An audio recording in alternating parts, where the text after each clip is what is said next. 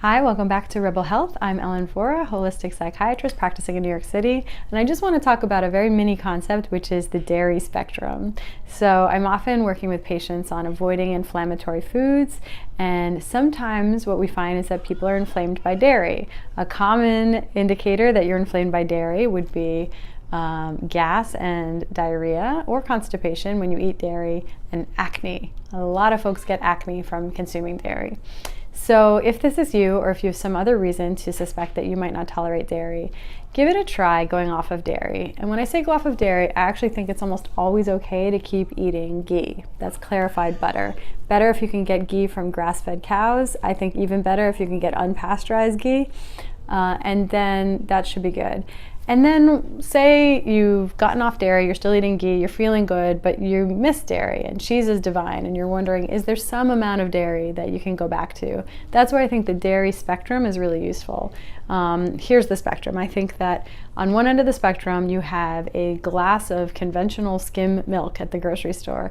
And then on the other end of the spectrum, you would have a farmer's market, full fat, fermented sheep or goat kefir. And this is our dialectic, okay? So closer to this end of the spectrum, conventional skim milk, those are going to be more inflammatory forms of dairy. So milk, ice cream, things that are more in that cream state or liquid state. And then the fact that it's skimmed is going to make it more inflammatory. The fact that it's cow is going to make it more inflammatory. The fact that it's conventional means it's going to have hormones and recombinant bovine growth hormone and pesticide and antibiotic and all this crap. So you really want to avoid that if you can.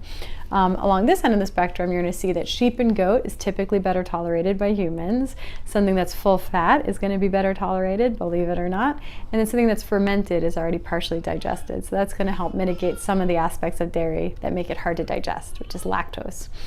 And so then there's everything in between. Like a lot of people find a happy medium with they have some goat kefir every once in a while. They might have some raw goat cheese from the farmer's market, and they might do well with that.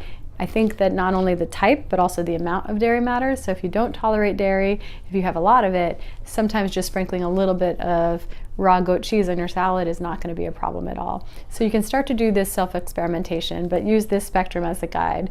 But most people who do better off of dairy never make it all the way back to a glass of conventional skim milk, which you should just think of as a processed frankenfood and not even try to get back to that. Hope this is helpful. We'll see you next time on Rebel Health.